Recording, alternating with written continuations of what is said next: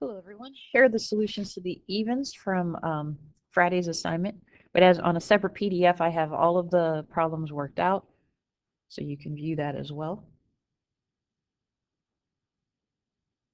All right, next I just want to take a look at the AP practice problems that I assigned last Thursday. I showed you the answers, but in class I'm going to take questions, but here I'm just going to go over each one. All right, so looking at number 2, what we want to do is just rewrite this problem. Make it a little bit easier if we're looking at this as x times this quantity to the 1/2 rather than the square root. We just want to find the derivative. So we're going to use the product rule, combination of the product rule and the chain rule here.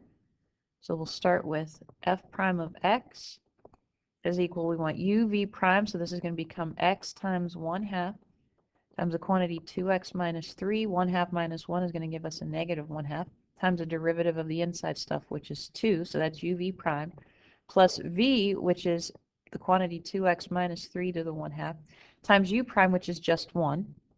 Now, if you notice, this is just written as a single fraction, so that's what we want to do as well. So over here, the first term, the 2 and the 1/2 are going to divide out or multiply to give us a 1. So we're going to get x over, this becomes 2x minus 3 to the positive 1/2 plus the quantity 2x minus 3 to the positive 1/2. But now I'm going to rewrite those as square roots. So I'm going to get x over the square root of 2x minus 3 plus the square root of 2x minus 3. So I want to get common denominators now. So really what I want to do is multiply this second fraction, because this is my denominator here, by the square root of 2x minus 3. So if I multiply the bottom by it, I need to multiply the top by it. All right, so now I'm going to get x plus, when I multiply a radical by itself, it's just going to give me 2x minus 3. Now, I would need parentheses if I were subtracting, and then this just is all over the common denominator of the square root of 2x minus 3. So now when I combine my like terms up here, we're going to get 3x minus 3 over the square root of 2x minus 3, which is giving us a. So we just had to really know our algebra to simplify this to make it turn out to be one of the options that they were giving us.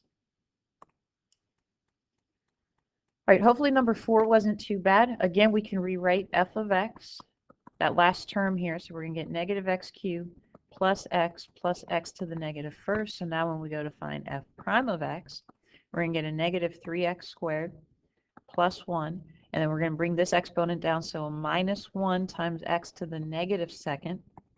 And then we'll just rewrite this because we need to substitute in a negative 1. So we'll just have negative 3x squared plus 1. Then we get 1 minus 1 over x squared. So now when we evaluate f prime at negative 1, we're going to get negative 3 times negative 1 squared plus 1 minus 1 over negative 1 squared. So this will give us a positive 1 times a negative 3, then plus 1. And then this just gives us 1 over 1, so minus 1. So then we're just left with negative 3, which is D. All right, looking at number 7, we could rewrite this. We want the derivative of cosine of x cubed squared. We have to use a chain rule here very carefully. So now this is just going to equal, we'll bring the 2 down in front, times the inside stuff here, not the derivative of it yet. So this becomes cosine of x cubed, really to the first, so I don't have to write that, then times, but if it helps, we could still see these brackets here, because next I just want to take the derivative of cosine, so then this will become a negative sine of x cubed. Then I want to take the derivative of this, so then it's times 3x squared. All right, so if I multiply the 2, I've got a negative 1 here and a 3, so I'm going to get a negative 6. Put the x squared out in front. Cosine of x cubed times sine of x cubed. So if you look here, that's D.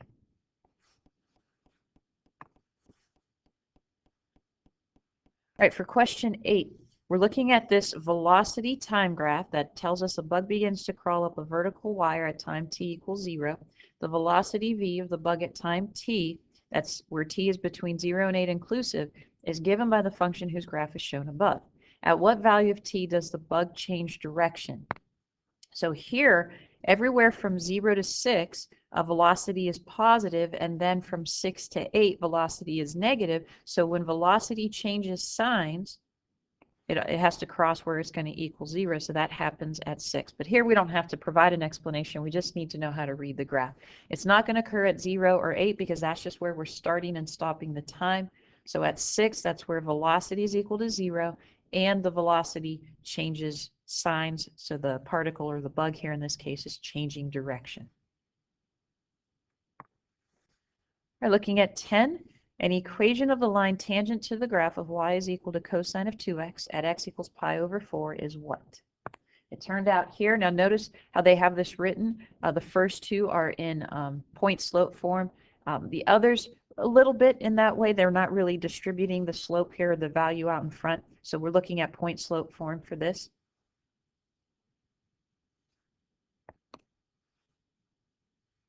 All right, so this graph just goes to the next problem. It has nothing to do with number 10. It was just kind of copied in there. All right, so what we first want to do, we want to find the slope of the tangent line, which is y prime. So we're looking at this. So again, we're going to use the chain rule here. So the derivative of the outside stuff is going to become a negative sine of 2x times the derivative of the inside stuff, which is 2. So I could just write this as negative 2 times sine of 2x. But now I want to find this at x equals pi over 4. Y prime is going to become negative 2 times sine of 2 pi over 4, which is just pi over 2. Sine of pi over 2 is what? 1. So we get a negative 2 times 1. So the slope of our tangent line is going to be a negative 2. Now I also need to find the conclusion of the point here. So we've got the pi over 4. We need to find the y value here. So at x equals pi over 4, we go to y, which is just cosine of 2x. So y is going to equal cosine of 2, or 2 pi over 4, which becomes cosine of pi over 2, which is what? 0. So we have the ordered pair pi over 4, comma 0. So now we can write our equation. We're going to use our point. We're going to use our slope. So point slope form, we're going to say y minus y1, which is 0. It's going to equal our slope of negative 2 times the quantity x minus x1, so x minus pi over 4. And that y minus 0, that is just going to turn into a y, is equal to negative 2 times the quantity x minus pi over 4. And that matches E. That was the correct answer. All right, and then number 17. If x squared plus y squared is equal to 25, what is the second derivative at the point 4, 3? So we want to use implicit differentiation here.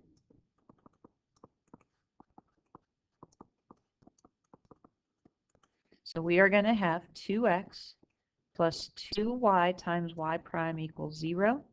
So 2y times y prime is going to equal a negative 2x. Y prime is going to equal negative 2x over 2y, which simplifies to negative x over y. Now we're going to find the second derivative. So y double prime, we're going to use the quotient rule here.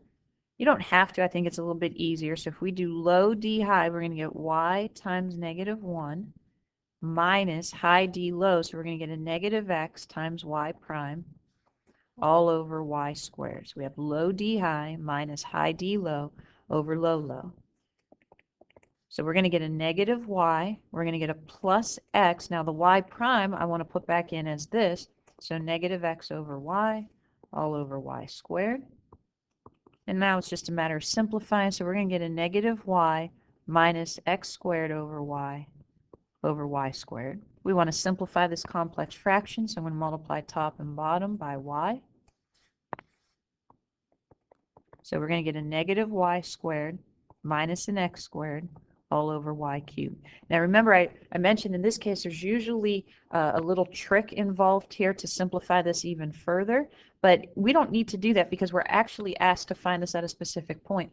So we could just go ahead and substitute everything in now. So at 4, 3, y double prime is going to become the opposite of 3 squared, so a negative 9, and then minus a 16 all over y cubed, so we're going to get 27. So we're going to get a negative 25 over 27, which is A. Now, had we gone further, if they weren't giving us the actual values, then we would want to do a little bit more with this. We would want to factor out a negative, and then we would have y squared plus x squared over y cubed. And then we know that that x squared plus y squared is equal to 25. So we get a negative 25 over y cubed. And we could have done this, and it becomes a little bit easier to substitute in because y is 3. So this we could also get, we could substitute at that point, and we get a negative 25 over 3 cubed, which is negative 25 over 27. All right, so hopefully those explanations helped. Let's go ahead and take a look at some more examples from section 3.9.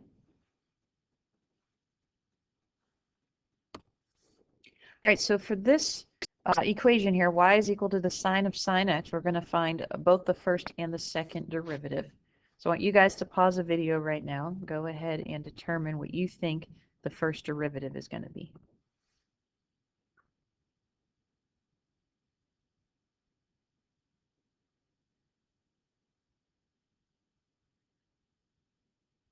All right, go ahead and pause the video if you need more time. Now this isn't sine times sine x, it's sine of sine x, so we have to use a chain rule. So the derivative of the outside, that's going to give us cosine of sine x, then times the derivative of the inside, so then times cosine x. Then as we go to find the second derivative, so now we have to use the product rule. We've got two factors here.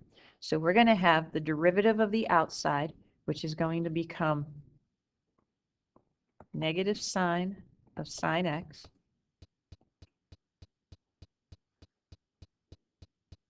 times the derivative of the inside, which is just going to become cosine x, and then times cosine x. So I kind of did it backwards here. I called this u, and then that would be v. So u is right here, and then all of this right here is v prime, and then plus v, which is cosine of sine x, and then u prime becomes sine x.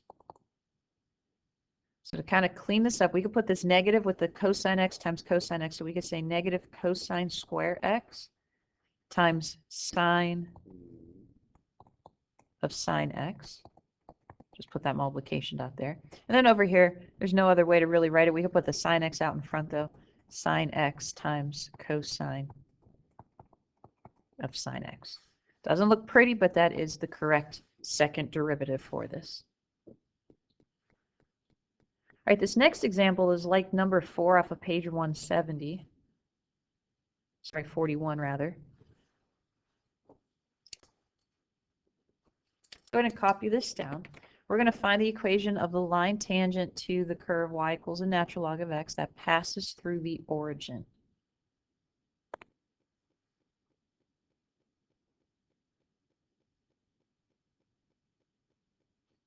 All right, so first we want to find the slope of the tangent line, which is equal to y prime. So go back and look at your notes. What is the derivative of the natural log of x?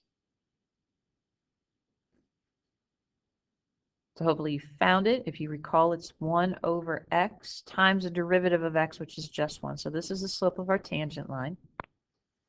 Now the point where our tangent line touches the curve, we don't know what that is. All I know is the tangent line passes through the origin, but that's not where it is tangent. So I'm going to call the point A, and then our function would just, our output would be the natural log of A. And then we know our tangent line also goes through the origin. So if I found the slope of this line, I'm just using the slope formula. So I'm going to get 0. Actually, we'll start here. We'll do natural log of A minus 0 over A minus 0. So the slope of my tangent line can also be represented as a natural log of A over A.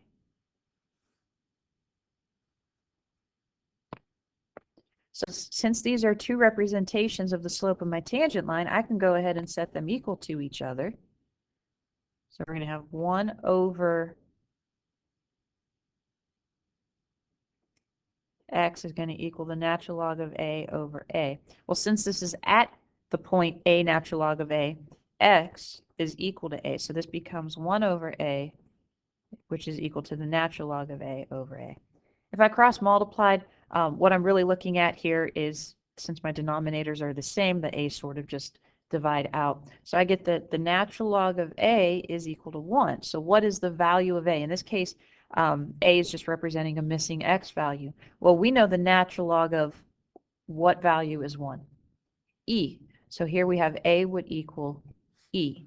Therefore, our point is going to be e, then the natural log of e, or e comma 1. So we have the point where our tangent line touches the curve, and that's right here. So now we can write the equation.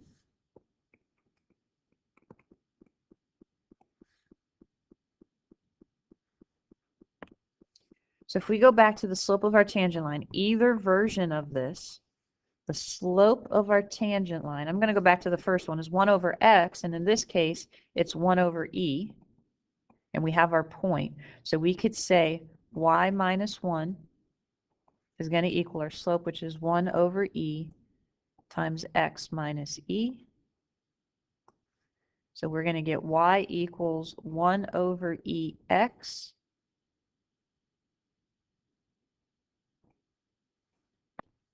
And then 1 over e times a negative e will give us a minus 1. And then we're going to add a 1. So we're going to get y is equal to 1 over e times x. That's the equation of our tangent line. We could have used this point E1. We could have also used 0, 0, because our tangent line goes through both points. Let's go ahead and check on the calculator. What I want you guys to do is go ahead and graph y equals the natural log of x.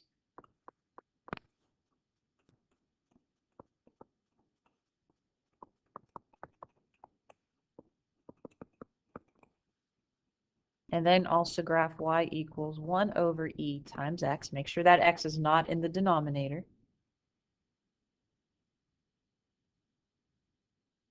And then we want to do a graph trace. Doesn't matter which curve you're on, but when you do the graph trace, just type in e to the first, and that should be where our tangent line touches our curve.